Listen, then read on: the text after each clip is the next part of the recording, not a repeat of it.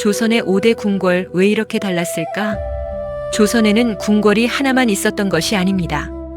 우리가 흔히 말하는 조선의 5대 궁궐은 경복궁, 창덕궁, 창경궁, 덕수궁, 그리고 경희궁입니다. 그런데 이 5궁궐은 단순히 왕이 살던 집이 아니었습니다. 어떤 곳은 조선의 중심이었고 어떤 곳은 왕들이 가장 오래 머물렀으며 또 어떤 곳은 일제강점기를 거치며 궁궐의 모습마저 잃어버렸습니다. 오늘은 이 5궁궐에 담긴 서로 다른 이야기를 차례로 살펴보겠습니다. 첫 번째, 경복궁. 가장 먼저 만나볼 궁궐은 경복궁입니다. 경복궁은 1395년 조선을 건국한 태조 이성계가 한양에 세운 법궁, 즉 조선의 공식 궁궐입니다. 경복궁의 중심에는 근정전이 있습니다. 왕의 즉위식과 국가의 중요한 의식이 열렸던 곳으로 조선 왕조의 권위를 상징하는 공간이었습니다. 그리고 연못 위에 세워진 경회로에서는 국가적인 연회와 외국 사신 접견이 이루어졌습니다. 또 하나 빼놓을 수 없는 곳이 향원정입니다. 아름다운 연못과 정자가 어우러진 이곳은 왕실의 휴식 공간이었습니다. 그런데 경복궁에는 우리가 그냥 지나치기 쉬운 특별한 공간이 하나 더 있습니다. 바로 교태전 뒤편의 아미산입니다. 아미산은 자연적으로 생긴 산이 아니라 궁궐의 조성 과정에서 만들어진 인공 언덕입니다. 그리고 그 위에는 사기의 아미산 굴뚝이 남아 있습니다. 굴뚝은 교태전 온돌의 연기를 배출하는 실용적인 시설이었지만 그냥 평범한 굴뚝은 아니었습니다. 학과 사슴, 박쥐, 소나무, 불로초 등 다양한 길상 문양을 정교하게 새겨 넣었습니다. 왕비의 건강과 장수, 왕실의 평안과 번영을 기원하는 마음을 담은 것입니다. 그래서 아미산 굴뚝은 실용성과 예술성을 함께 보여주는 조선 왕실의 건축물로 보물로 지정되어 있습니다.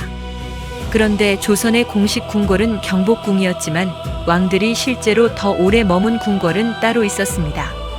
바로 창덕궁입니다. 두 번째, 창덕궁. 창덕궁은 1405년 태종 때 지어진 궁궐입니다. 경복궁과 가장 큰 차이는 자연을 대하는 방식입니다. 경복궁이 질서정연한 궁궐의 구조를 보여준다면 창덕궁은 산과 지형을 그대로 살려 건물을 배치했습니다. 궁궐의 중심에는 인정전과 선정전이 있습니다. 인정전에서는 국가의 중요한 의식이 열렸고 선정전에서는 왕이 신하들과 국정을 논의했습니다. 하지만 창덕궁의 가장 유명한 공간은 역시 후원입니다. 후원에는 부용지와 부용정, 그리고 옥류천 같은 아름다운 공간이 있습니다. 왕과 신하들은 이곳에서 학문을 논하고 시를 지으며 풍류를 즐겼습니다. 또한 낙선제는 훗날 대한제국 황실 가족들이 머물렀던 곳으로 조선에서 근현대로 이어지는 역사를 간직하고 있습니다.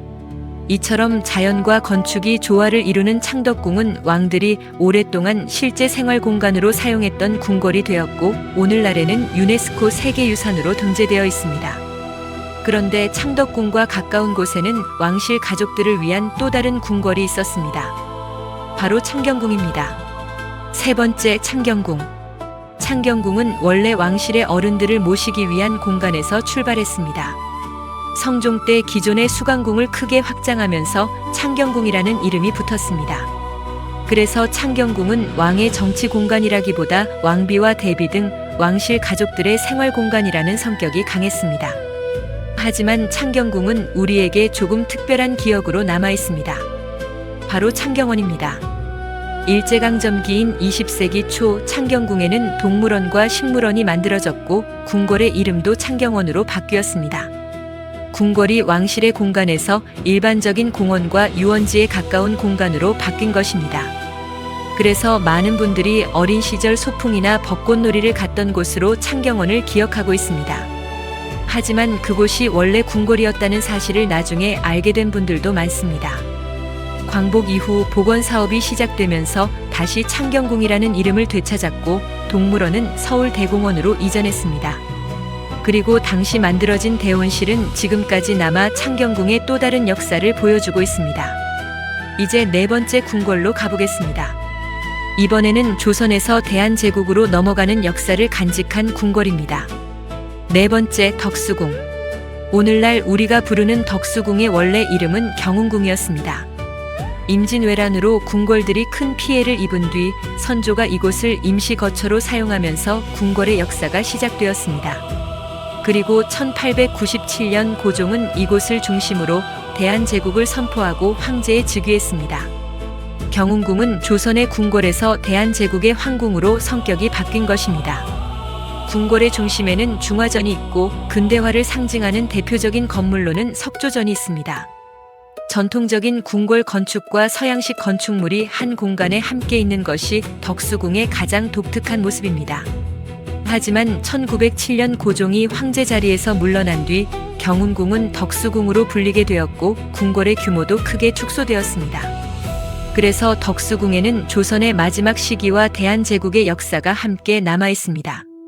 그리고 마지막 궁궐은 5궁궐 가운데 가장 안타까운 운명을 겪었습니다. 바로 경희궁입니다. 5번째 경희궁. 경희궁은 광해군 때 지어진 궁궐로 왕이 머물거나 비상시에 사용하는 이궁의 역할을 했습니다.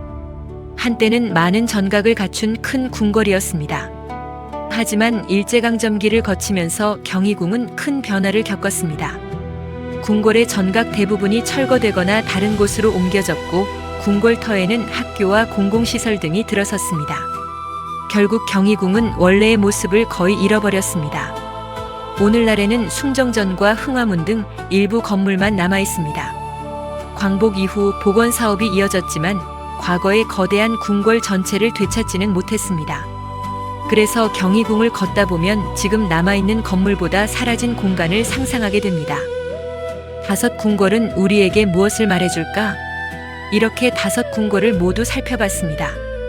경복궁은 조선의 법궁이었고 창덕궁은 왕들이 오랫동안 생활했던 궁궐이었습니다. 창경궁은 왕실 가족들의 생활 공간이었지만 창경원이라는 아픈 역사를 겪었고 덕수궁은 경운궁이라는 이름으로 시작해 대한제국의 황궁이 되었습니다. 그리고 경희궁은 대부분의 모습을 잃어버렸다가 일부가 복원되고 있습니다. 이처럼 5궁궐은 서로 다른 역사를 가지고 있습니다. 하지만 공통점도 있습니다. 바로 수백 년 동안 우리 역사의 중요한 순간들을 지켜봤다는 것입니다. 왕이 즉위하고 국가의 중요한 결정이 내려지고 왕실 사람들이 생활하고 전쟁과 화재를 겪고 대한제국이 탄생하고 일제강점기의 아픔을 지나 오늘날까지 살아남았습니다. 그래서 궁궐은 단순히 아름다운 건물이 아닙니다. 그곳에서 살았던 사람들의 삶과 우리가 지나온 역사가 함께 남아있는 공간입니다. 다음에 궁궐을 방문한다면 건물만 바라보지 말고 이곳에서는 어떤 일이 있었을까? 한번 생각해 보세요. 그러면 익숙했던 궁궐이 전혀 다르게 보일지도 모릅니다. 그리고 경복궁에 가신다면 근정전과 경회로뿐만 아니라 교태전 뒤편의 아미산과 4개의 굴뚝도 꼭 찾아보세요. 작은 굴뚝 하나에도 조선 왕실이 바랐던 건강과 장수 그리고 왕실의 평안이 담겨 있으니까요. 조선의 궁궐은 건물이 아니라 살아있는 역사입니다. 여러분은 5궁궐 가운데 어느 곳이 가장 마음에 드시나요? 댓글로 남겨주세요.